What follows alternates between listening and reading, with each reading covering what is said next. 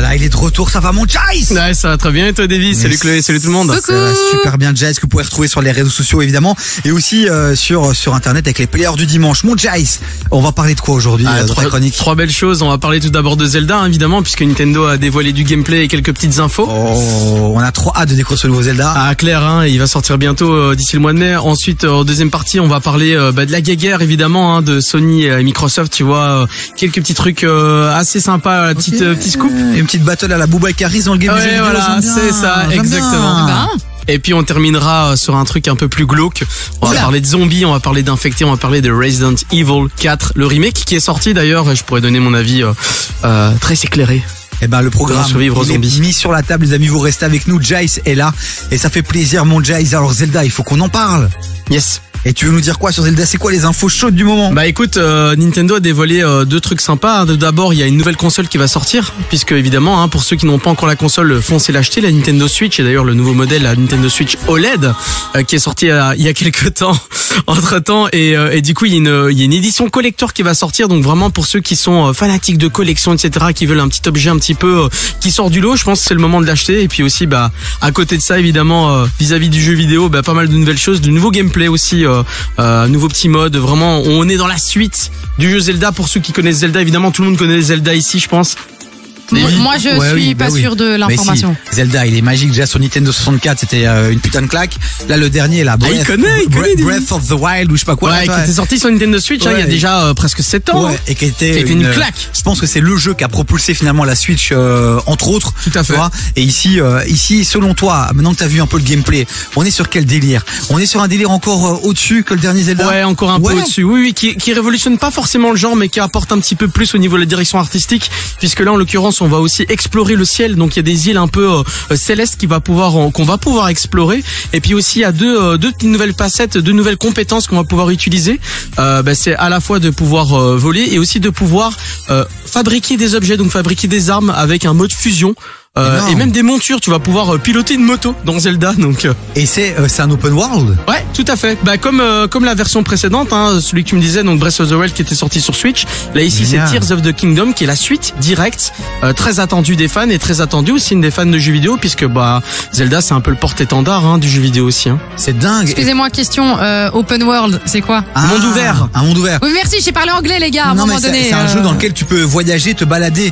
T'es pas enfermé dans un truc que le jeu t'impose. En gros, t'arrives, t'as un petit explicatif, et une fois que t'es lancé, t'es largué dans le monde, et c'est à toi de, soit tu fais l'histoire, soit tu fais des quêtes annexes, soit tu te promènes, tu dis elle est belle cette fleur là, et puis t'es là et tu dis je joue 5 minutes, et finalement tu regardes ta montre et en fait il y a 4 heures qui est passé. Un peu parce comme que GTA, tu vois, tu balades dans une ville. Okay. C'est ça, le monde il est ouvert. Ok, merci pour l'information. Voilà. Et pour toutes les personnes qui ne comprennent rien comme moi, n'hésitez pas, je suis là pour les questions TB.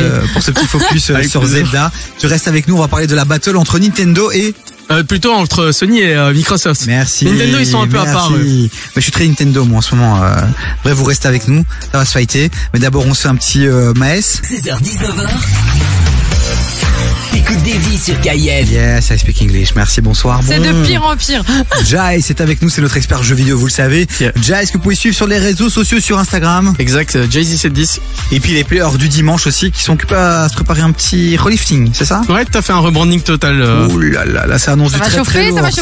Ça s'annonce chaud du côté des players du dimanche, le média de référence pour tout ce qui est jeux vidéo. Bon mon Jai, en parlant de jeux vidéo, petite battle entre Microsoft et Sony, j'imagine Xbox et PlayStation. Oui, tout à fait, c'est exactement ça, puisque tu n'es pas sans savoir, Davy, que voilà, le jeu vidéo, c'est avant tout la passion, les passionnés, les gamers, mais aussi c'est une industrie bien au-dessus du cinéma à l'heure actuelle.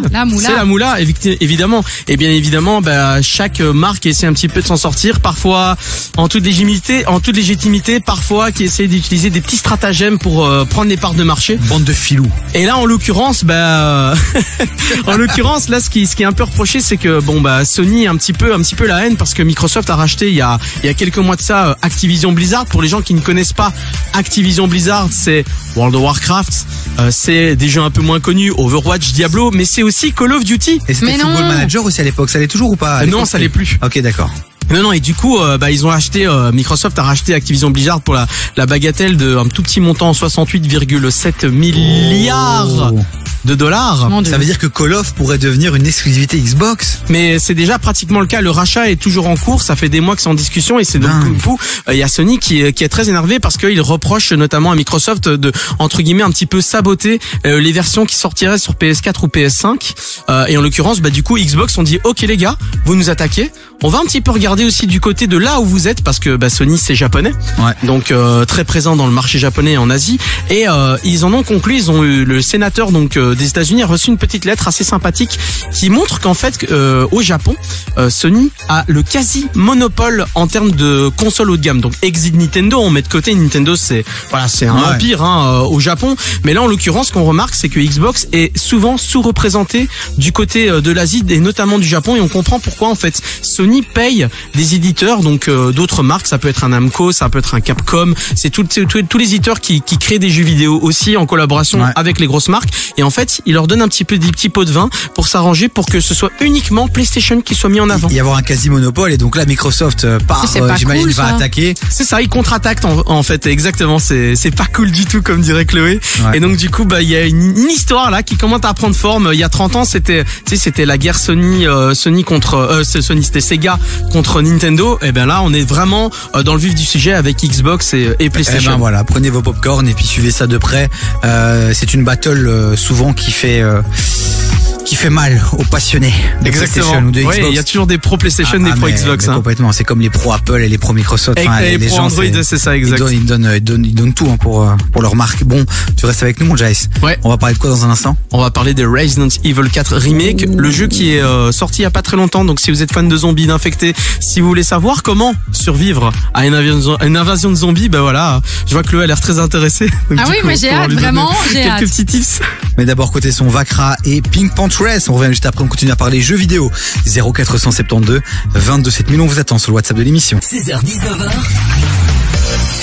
Écoute des vies sur KF. Mon Jace, on a parlé de Zelda, on a parlé de la battle entre Nintendo et entre Sony et Microsoft.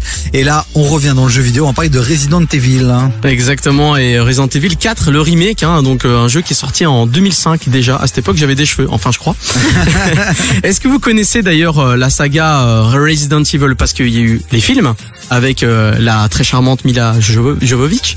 Il y a eu aussi une série Netflix qui a complètement bidé. Je sais pas si vous en avez entendu parler. Clairement, ça va être un flop légendaire. Et puis évidemment, Resident Evil, c'est connu évidemment pour sa saga de jeux vidéo. Tu connais Chloé ou pas du tout toi? Pas du tout. Vraiment pas. Alors, vraiment, je vous jure que rien à voir. Là, je regarde sur Google. C'est un des premiers jeux style vampire qui a explosé. Ouais, avec les zombies exactement. Après, tout à fait dans Raccoon City. N'oublions pas quand même une chose, c'est que moi, je déteste les jeux qui soit font pas les trucs qui font peur ou les trucs un peu glauques, chelous. Donc pour moi, tu me mets des zombies, ça me donne pas envie de ouf. Par contre, j'ai déjà vu la pochette en magasin.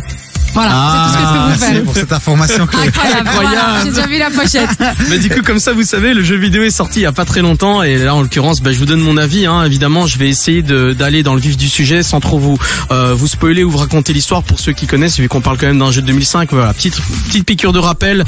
Donc c'est Leon Kennedy, donc un des protagonistes de la saga Resident Evil. Il y en a beaucoup qui doit partir en Espagne, notamment pour sauver, tenez-vous bien, la fille du président des United States of America. Mais le mec qui s'appelle Kennedy. Leon Kennedy, ouais. Mais c'est pas lui le président. C'est pas lui le président. D'accord. Mais du coup, il doit aller sauver la fille du président, donc dans un village très reculé en Espagne, où évidemment, il y aura un gourou avec des personnes bizarres qui auraient des comportements chelous, et donc il va se rendre compte en fait que ce village est infecté et que le grand gourou en fait injecte un virus semblable au même virus de Umbrella Corporation, qui est du coup la société responsable, les grands méchants, Chloé, tu vois. Merci. Dans Resident Evil. Et donc du coup, dans son aventure, il va découvrir tout ça. Évidemment, le jeu est vraiment incroyable en termes de scénario. La narration est au poil, aux petits oignons. Ce qui est vraiment intéressant, c'est qu'évidemment, on parle de remake, donc les graphismes de maintenant, avec l'histoire de 2005, avec des contrôles qui sont réadaptés, notamment pour ceux qui jouent sur PlayStation 5, la manette. Voilà, ça apporte un petit plus, évidemment.